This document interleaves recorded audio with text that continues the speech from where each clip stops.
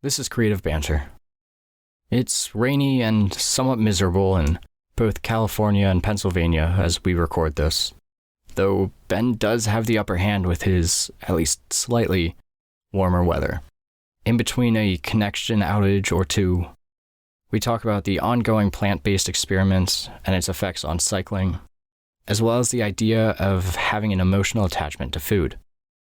We then find ourselves speaking on rapid jump cuts in television shows and whether long-form content will find itself with a niche audience, not too dissimilar to how film has been resurrected. Finally, we end the show with yet another recommendation, this time of large-format portrait photographer Bryan Birks.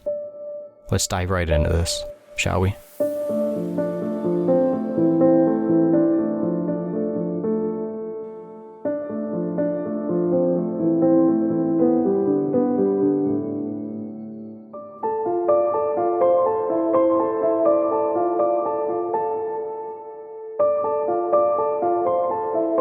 And we're off to the races. Yeah.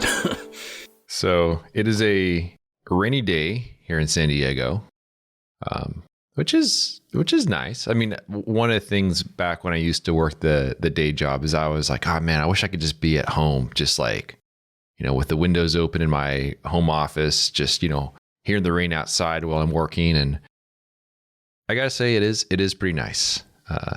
It's a bit more of a wintry rain, so it's a little chilly out there. But yeah. A little chilly as in like what, a low 60? Yeah. It's not for you gotta put on like a sweatshirt or something, But yeah. But yeah, this is a El Nino season for us. I'm sure you're aware of that, and I'm sure a lot of people are aware of that. But it's when the ocean water in the Pacific warms up a little bit, and it kind of screws with the track of the storms. And instead of all the storms staying up north, they drop down south and kind of run through us down in San Diego. And so it's usually when they predict an El Nino season, it means it's going to be an especially wet season for us. And, here we are, we're in February now, aren't we? Yes, February 1st as we record this. But they'd been talking about this ever since, I think like summertime is when they started noticing that, hey, this is going to be an El Nino season. But up until, the past couple of weeks, we really didn't get much rain at all. But then once that switch gets flipped, we get a lot of rain. So I was up on the roof yesterday cleaning out the gutters, patching an area that leaked last time we had rain for the roof, and hopefully it's holding pretty good. Yeah. Like I was saying before we start recording, it's been nonstop rain. Rain and snow switching back and forth for the most part. Just dreary, cold weather in Pennsylvania for the past 2 months. It's lovely. Yeah. And it's only February. Yeah, exactly. It's just like right now we're around 45 degrees and it's just overcast, mostly cloudy kind of thing. And so it's like warmer than you would expect for January, February type of weather. But still, it's just, you still don't want to be outside. Everything's dead. Everything just looks terrible. We had a storm that came through here and it dropped a little over 4 inches of rain just in the morning. And we're not built for that here in San Diego. I mean, there's some areas where, that's just kind of a normal thing. But we only get like 10 inches of rain a year. And so to get almost half of our annual rainfall in one morning, bad things happen.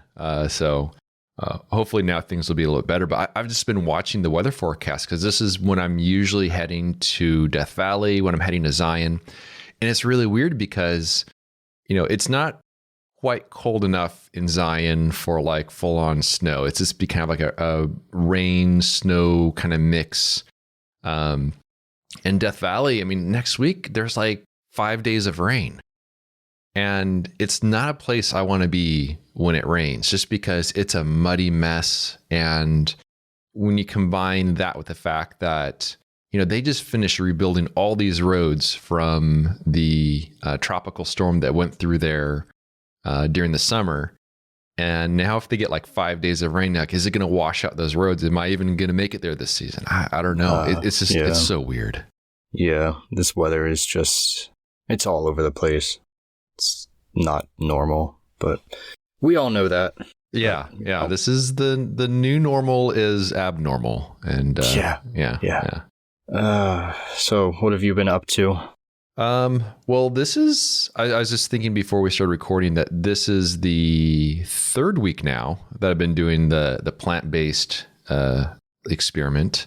Okay, and it's going great. I find that things have been fine. I went for a ride on Tuesday. It's my normal route that I go up the coast. So it was 62 miles, but I had my best ride ever. Like, I was faster. I had more energy.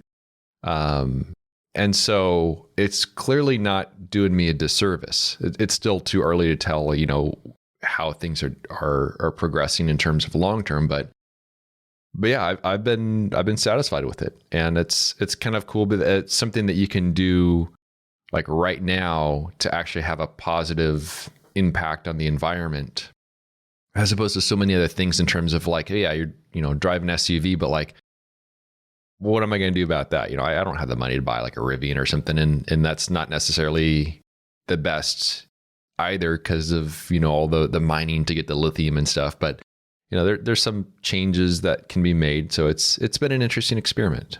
So that's what I've been doing for the past week or so. What about you? Well, before that, I know you with this whole experiment. How much longer do you plan on continuing it? Because I know when we first discussed it, those 3 weeks ago or whatever it was. Yeah. You said that it definitely wasn't going to be a long-term thing, and you seemed pretty adamant about that. But each week we come on here, and you're like, "Yeah, so I'm still doing this." Yeah, I'm like, is it gonna stop, or is this more of like a lifestyle shift? It's interesting because I haven't missed the omnivore diet that I had before. I haven't missed it. I haven't missed having cheese. I haven't missed having like chicken and stuff like that. So I don't know. I think because of the position that I'm in the fact that I work from home, it makes it a lot easier to do this. I mean, if I was working somewhere and I had to go grab lunch each day, yeah, it would be a little bit more difficult. I think there'd be less options out there, definitely. But the fact that I can, make meals at home and everything, it's honestly not that much different than my experience beforehand. But I just feel like I'm getting some better nutrients and better food, kind of, whole food kind of stuff, as opposed to stuff that's a bit more processed or stuff along those lines. So I don't know. I don't know how long I'm going to go with it, but I do think that there are things I'm learning in the process that are definitely long-term things. But at this point, I feel like I kind of have this thing going. I kind of want to see where it goes, and I don't know where it's going to go. So I don't know. Maybe it is more long-term. It'll be interesting to see. So is this something that you have roped your wife into doing as well, or is it just you that's doing it in the house? It's just me, but she's curious to see what the effects are as well. And I think the fact that I'm doing the cycling stuff, I think it really does put things to the test a little bit, because, small changes tend to show up, if you are, pushing yourself on a pretty long, relatively vigorous bike ride. You kind of notice things a little bit more. So I wouldn't be surprised if, even if I don't stick with this long term, if there are many changes that we end up making that do stick around long term. But I'd say that she's curious about it, but she's not doing the same thing that I'm doing. But I wouldn't be surprised if in the long run, who knows, maybe we do. I don't know. It is interesting though. Mm-hmm. Yeah. I think looking at it realistically though too, it's not just the work from home aspect that you have on your side, but I think also the fact that you live in California, and that's, Yeah. obviously a place where these trends, so to speak, are very easily accessible. Yeah. Like getting all of the weird ingredients that some plant-based vegan alternatives, all of that kind of stuff is a lot more accessible for you than it is for someone in Wyoming or even for over here in Pennsylvania sometimes. Yeah. I mean, I obviously I'm not digging too deep into it yet, but I was wanting to have, I was curious about having some sort of like smoothie I can make as like an easy lunch. So I just did a Google search and I found one that was, it's spinach, it's raw cashews, it's a little bit of maple syrup, sliced Granny Smith apple, some water, some ice, a little lemon juice. It's all pretty standard stuff. And that was actually pretty darn tasty. It's just like Costco. And do you have Trader Joe's out there? Is that a Yeah, we do. Okay. It's intermittent, but yeah. Yeah. So basically Trader Joe's and Costco had everything. So I mean, it's just stuff like that. I've been just trying to find like solutions of, I want some sort of lunch that has like all kinds of good nutrients in it and stuff that I can make pretty quickly and is pretty inexpensive to make. So that's one thing I found so far, and it actually was pretty darn good. But and the other thing too is now I'm about a quarter of the way through the book that you had recommended, Finding Ultra by Rich Roll. Mm-hmm. And he does make some good points in there in terms of it's actually a lot simpler than it sounds. It sounds very intimidating. It sounds like this big lifestyle choice, but if you have these like small changes, you realize it's actually not that difficult to do. And so I'm kind of at that stage of just kind of learning all the ins and outs. I think the main thing is I just want to increase my sort of my tool set, and just to see if there's any habits I need to change. But so far it's been fine, and it hasn't been particularly difficult. So I remember with Rich, and like I said, he talks about it in the podcast and everything, of course, about him saying that it's not necessarily a difficult thing to even start implementing more whole foods in your diet as a starting point. More so that it's like a willpower of getting over the sugar cravings and the easily accessible processed foods that have a lot of like dairy products or milk products in them and all that. Yeah. Was more of like the difficulty point for a lot of people, myself included, with that. Yeah.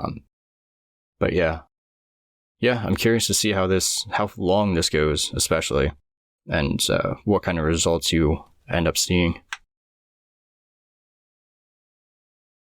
I think your connection may have dropped out there a little bit. Hello? Yeah, you there? Yeah. Got me now? Hello. Yeah, can you hear me? All right, we're back. Yeah, I can hear you. Okay. And my end is still recording, so it should be easy enough to sync back up. Yeah. Okay. So is that something that you've been thinking about trying yourself? Yeah, it is. It's something I've considered in the past and continue to consider. Right now, I'm kind of thinking more like Mediterranean diet, like seeing about that.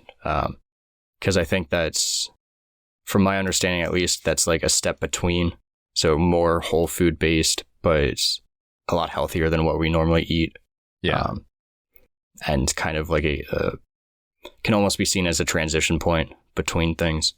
Yeah, for sure. Just trying to figure out what's going to work best, and go from there and see. Because I mean, really what it comes down to is just trying to figure out, like, if I could figure out maybe 20, 25 staple recipes for dinners that are easy enough, accessible enough, that if I can add meat to for the rest of the family or whatever, if I need to, then I'll be good. Like, then it'll be a very easy transition, but it's just getting to that point. That's the difficulty. Yeah. And it does seem like a lot of people have like an emotional attachment to food. And I can see how that would be a difficult thing to break if it's something that, people turn to because, the whole comfort food, it has a positive feeling for them and such.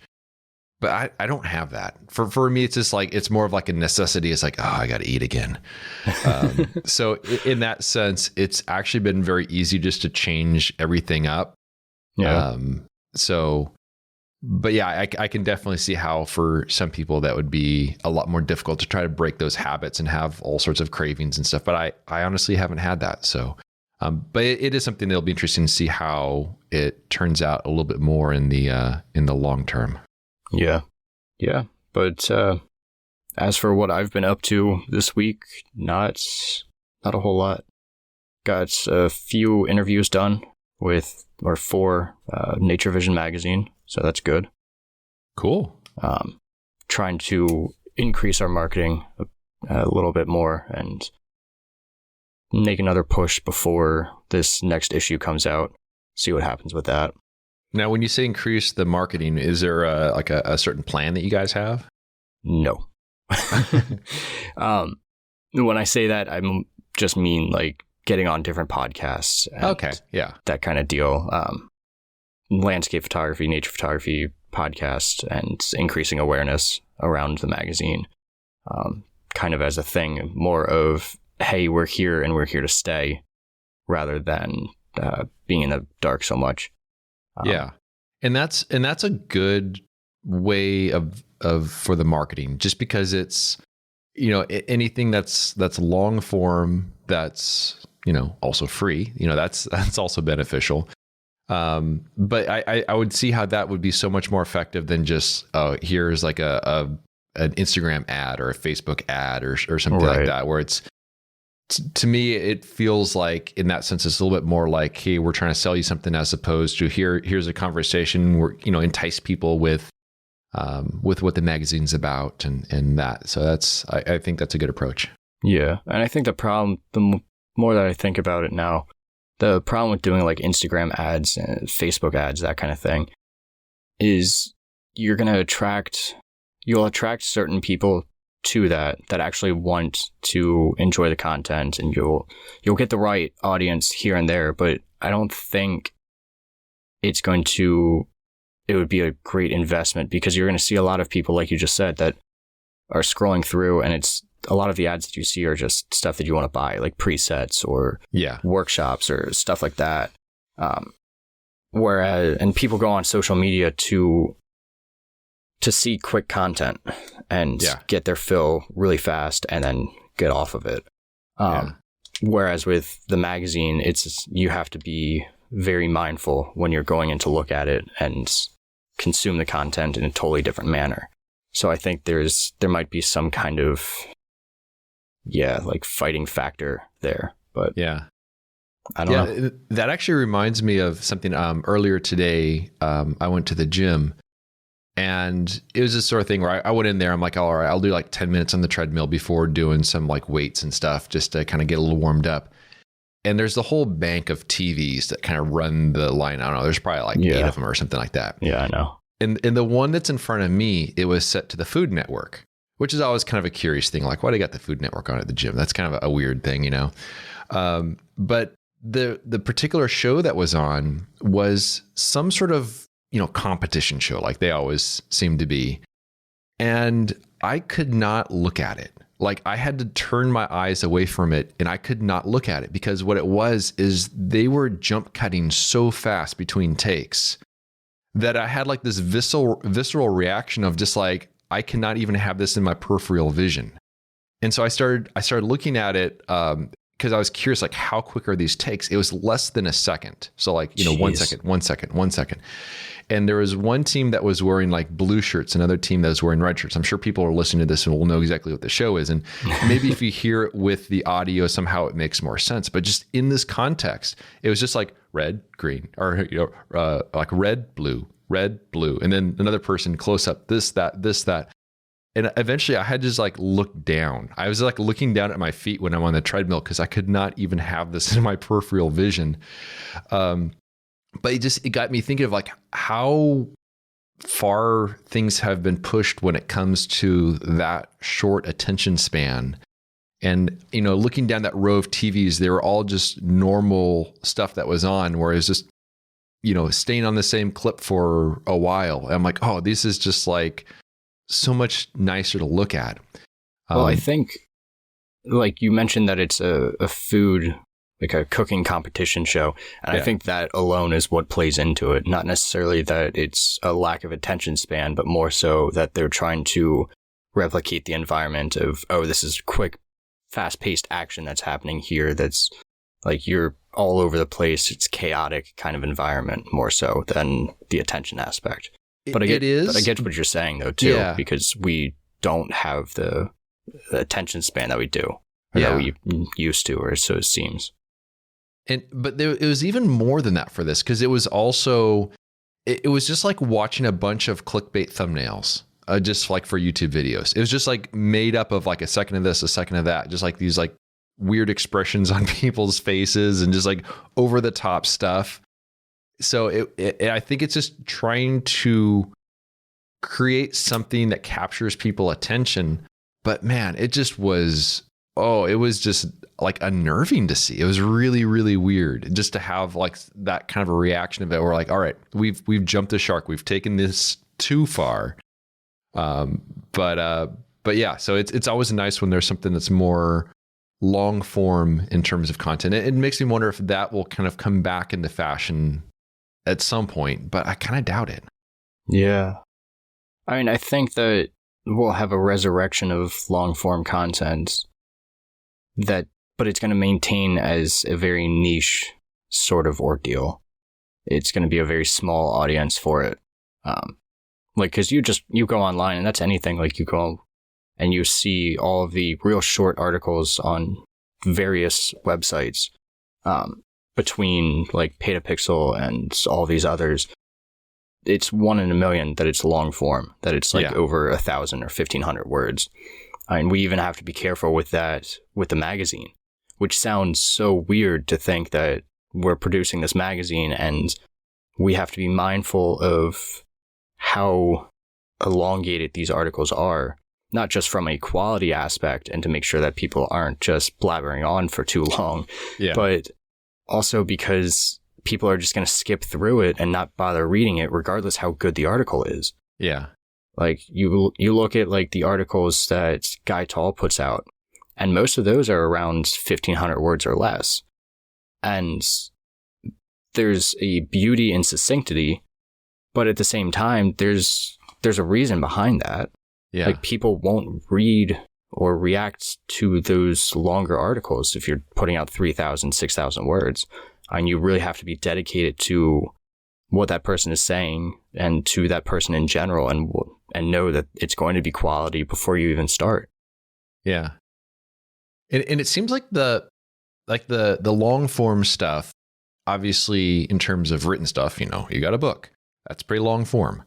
When it comes to audio, podcasts are certainly very long form, but also I know that, obviously we don't have commercials here, but I know that there's a lot of podcasts that rely on commercials and sponsors and all that. And then there's been a huge pullback in that industry where, podcasts that were relying on the ads, it's all like dried up. So it seems like that is going to have a negative impact on the podcasting as a long form. Cause I don't know if that has anything to do with things that are shifting more towards short form stuff, but it seems like that's certainly where companies are dumping more money.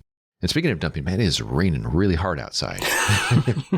Hopefully my connection stays strong. I'm watching this tree that's like just hovering above my cable line. So I don't know. It'll probably be all right. Hopefully. But yeah, like you said, the number of podcasts that I've listened to that had said, like, On Taking Pictures mentioned it in a couple episodes ago, how they have an audience of a couple thousand. I obviously don't know the specifics there, but it's more than our 10. Yeah, exactly. I know. I'm a little jealous. Yeah. At least like 100, but yeah. But they were saying how back when they first started doing the podcast, they could have made, or they were making enough money to sustain it, to pretty much almost live off to a degree. It was like a substantial amount of money that they were making from it. And now they come back and there's no way they could do that now. Yeah. Like, you need 5 million people, not 5,000, that are tuning in each week to even think about sponsorships for certain stuff. And of course, there are some small ones, but then the money is just, in my opinion, the money isn't even worth it at that point because it's not going to be enough. Yeah. So everyone's turning over to, well, then you look at like TikTok and YouTube Shorts and all of that, and that's where all of these advertisements are going.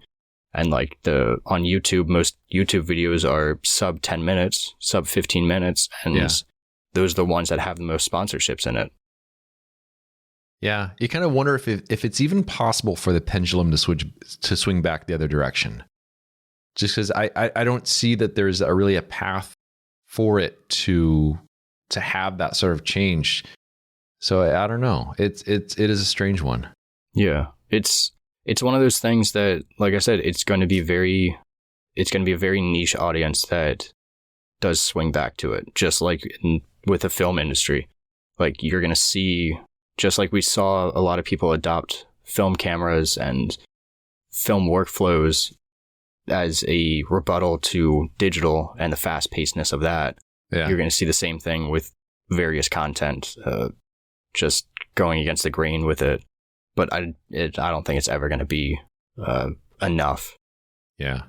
Yeah. Do we have any topic suggestions for this week?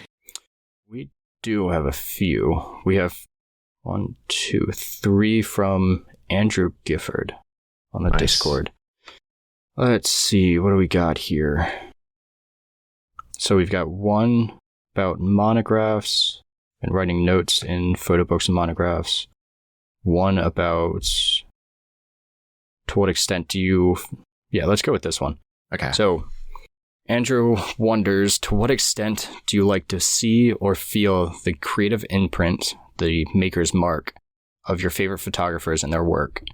And regarding your own photos, to what extent do you seek to be invisible, seen, or felt?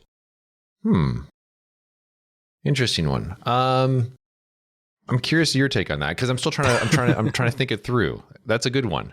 I think there's a few ways to interpret this too, which makes it even more difficult.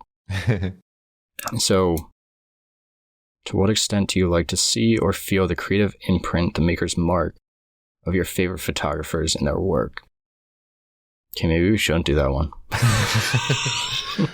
Well, it is a tricky one. I will say that from my own perspective, I honestly don't dig very deep into the meaning behind other people's work. I just take it as it is and enjoy it, but I don't really analyze things all that much. I don't really try to find what the greater meaning is. You know, for me, if I see it, you know, if it has an impact, that's great. I can appreciate it, but I really don't dig much deeper than that.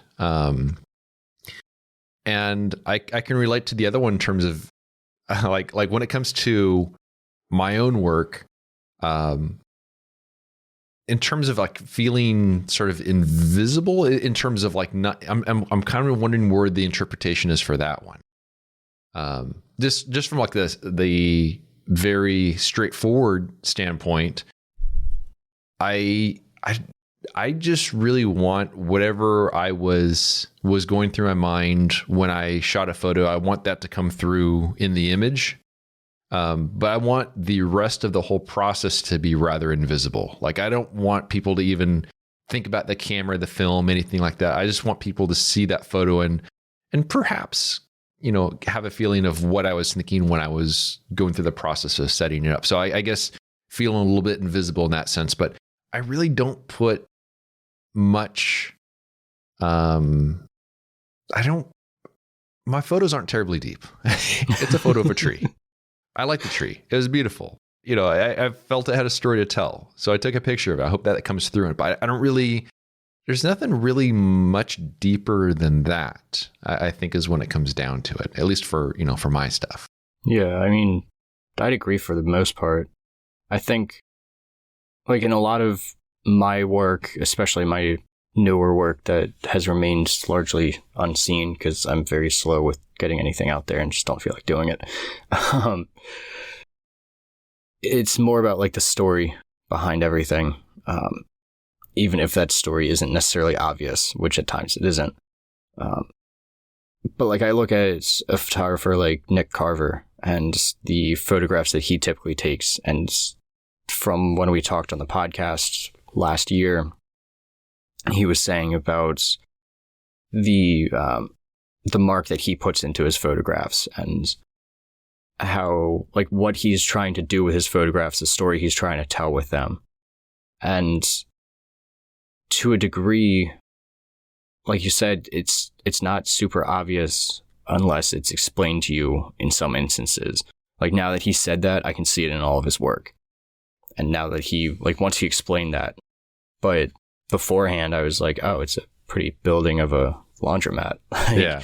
I didn't truly get as deep and philosophical into seeing his work as I might from even my own work and the stories that I tell. So I don't know. It's a tricky question, and it's just,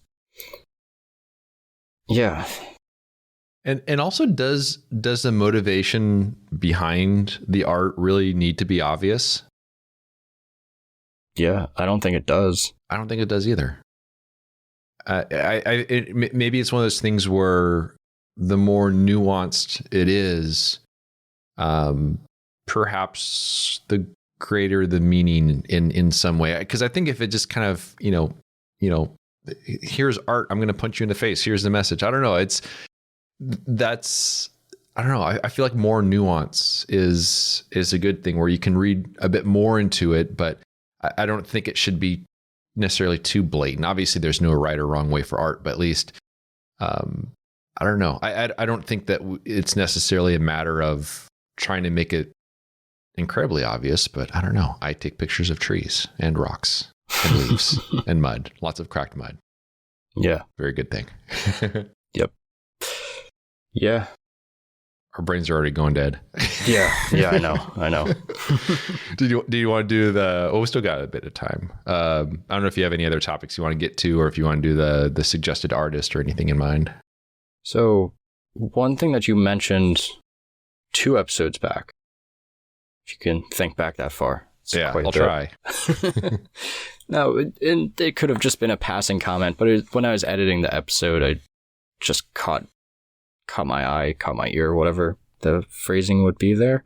Where you said that YouTube, or at one point that YouTube may not be viable. And I'm kind of curious. Again, it could have just been more of a passing comment, but at what point would YouTube not be viable to continue on with for you, in your opinion? Yeah, and actually, I actually remember that, because I know it was in relation to when I was talking about eventually maybe doing like the written journal as far as like a printed piece, and I had commented about how, maybe go in that direction if YouTube isn't viable. I don't know. I've been doing that for a long time. Obviously, it's great from a storytelling aspect, but if at some point that platform changes, at some point, if they, obviously, I think they don't like the fact that I don't have ads on there. I've actually gotten, I've received emails from a few people saying, hey, I want to do ad-free YouTube as well, but I can't figure out how to do it. Because you have to have enough subscribers to join the partners program at that point. Then if you turn off ads, they stay off. Right. Versus if you're just getting started with YouTube, YouTube's going to insert ads into your videos whether you like it or not. Yeah, and you don't get a cut of that then either at that point. Exactly. They take the whole thing. And so it's an unusual thing to intentionally not have ads. But it's also something that is a result of me having been there as long as I have been, but I also know that they don't like that.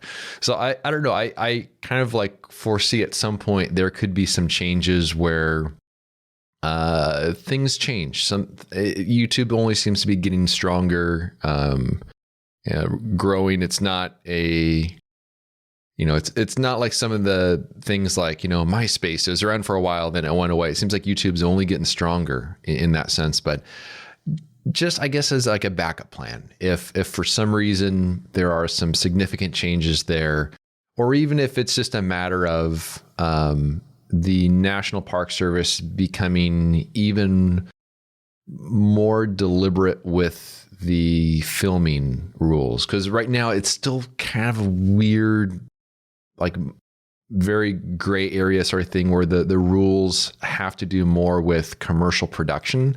Versus, on a YouTube channel with no ads, with not monetizing it. Like, I don't even know where that fits, but I just know that the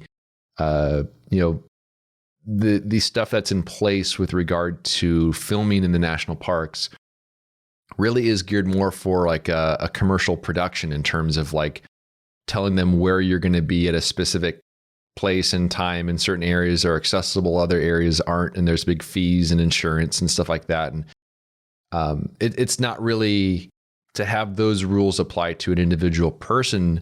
It just makes it completely not worthwhile. So that's another aspect of it, versus if I'm just going around with a notebook, it would be a bit different in that regard. But change is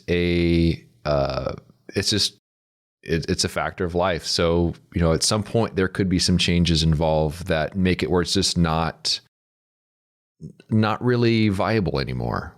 And so in that case, I think doing like a printed, kind of calling it a zine really isn't the best way to describe it. I guess more of just like an adventure journal that comes out each year. That could be an alternative to something like YouTube.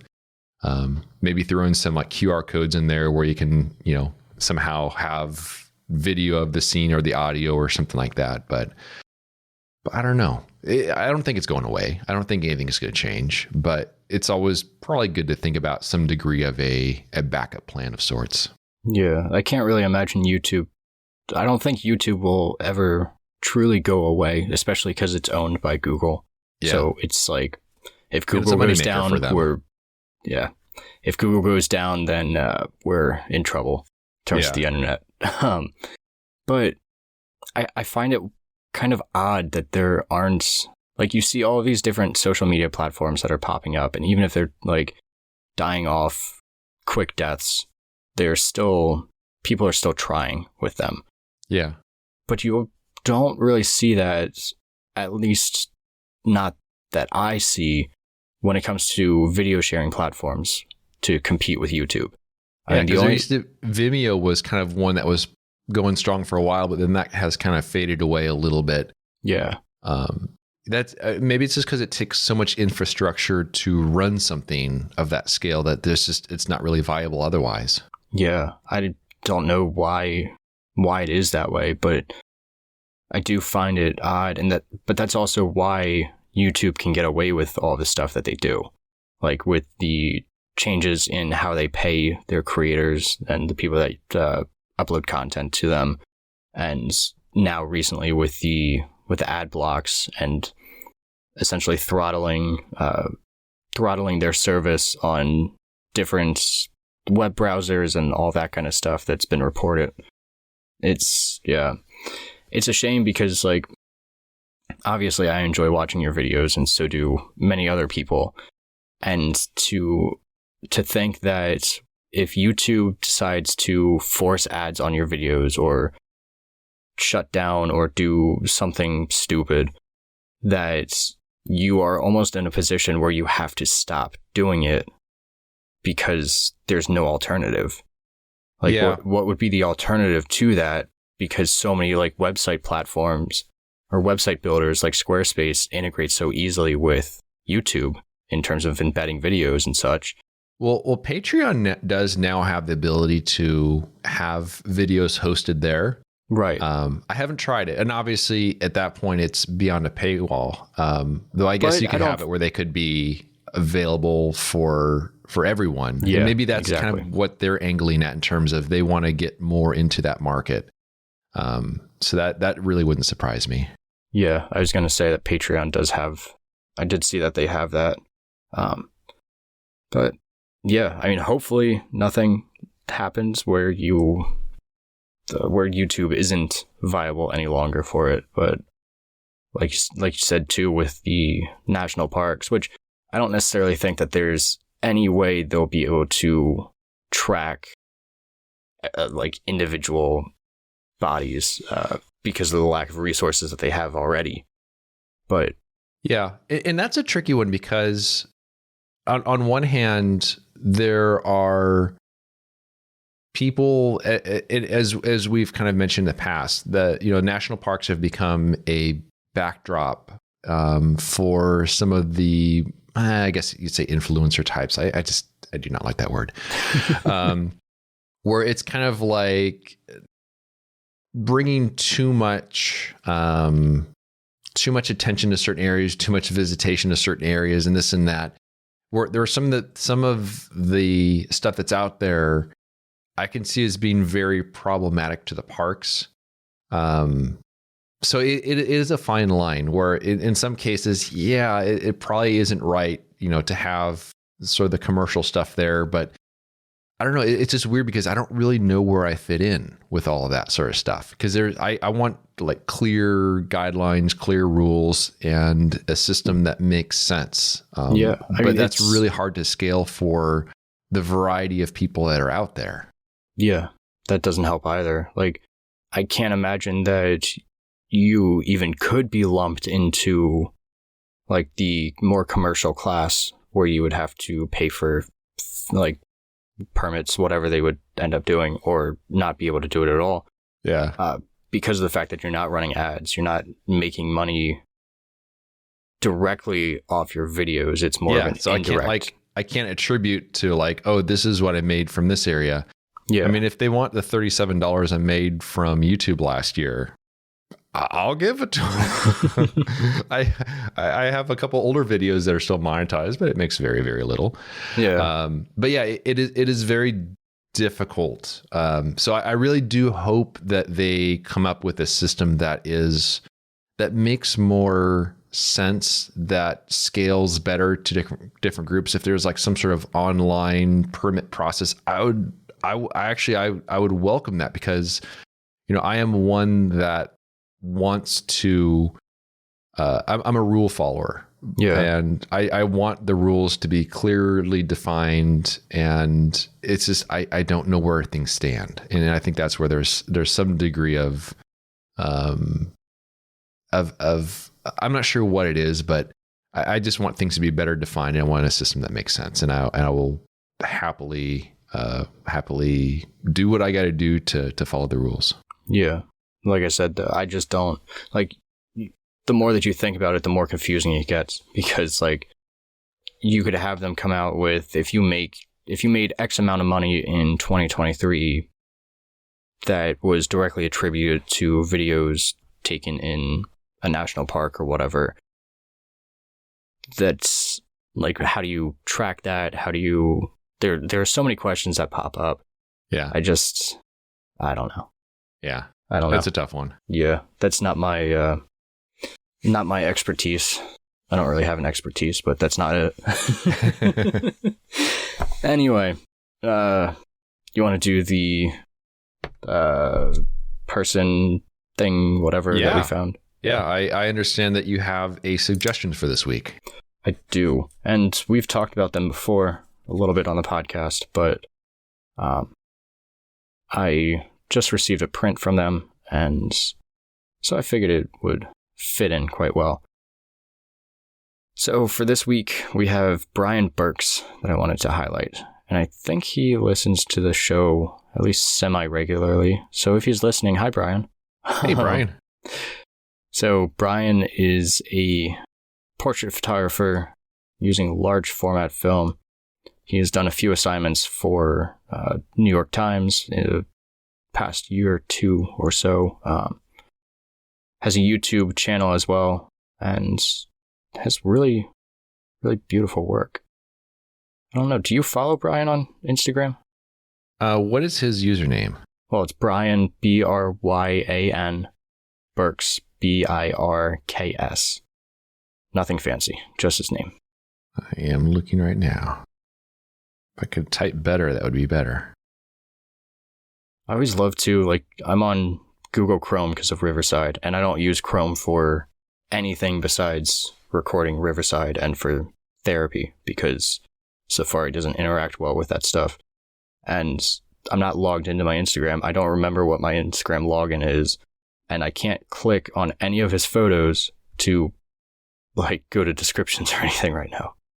So I just pulled him up right now, and I actually wasn't already following him. I would have thought that I would have been. But yeah, checking out the work right now. There's some cool stuff there. Portraiture, which is something that I have very little experience with. So I always have a ton of respect for that. To go to his YouTube channel as well. Yeah, I want to find any particular work from him that you'd like to mention? His main series is Articles of Virtue. I believe I got that name right? Yeah. His main series is Articles of Virtue, which is taking photographs of people with their old restored cars, kind of environmental photos of different bits and pieces from it. Ultimately, from my understanding, he wants to culminate this into a book at some point. And like I said, they're all taken on large format film, which makes it all the more impressive, in my opinion. Especially seeing as to the sharpness levels that you can get with that, the amount of detail and everything. Yeah, and I'm looking at some of the portraits right now, and I'm just thinking like, oh man, if I had to shoot that on large format, that's a whole undertaking because they look very. They don't look, a lot of times large format photos for portraits have a very posed look. And these ones don't necessarily have the posed look. It's a very natural look, which I think is pretty impressive, especially given that it is large format. Yeah. So, like I said, I got a print from him. He is currently selling a couple prints to fund, I'm not sure exactly. I don't remember exactly what it is, but some kind of photography related event that he got accepted to that requires a little bit of funding to get him there and to supply the film and everything that he wants to do. So, received a print, silver gelatin, 11 by 14 paper, I think is what it was. Really nicely done as well. So, that's always nice to see because you don't see that very often anymore. Yeah.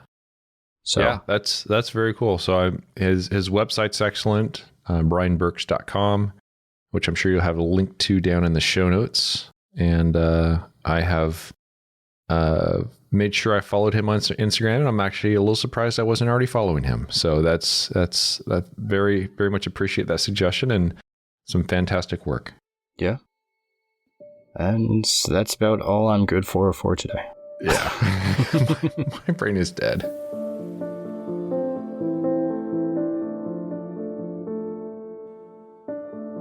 I hope you enjoyed our creative banter. You can learn more about Cody's work by visiting his website, codyschultz.com. And you can find my work at benhorn.com. For further discussion, join us at patreon.com/creativebanter. It's a place where we can interact with you, the listener. And although we greatly appreciate those who contribute by joining a tier, discussions are open to everyone, whether you're a paying member or not. Thanks so much for listening, and we'll see you around next time.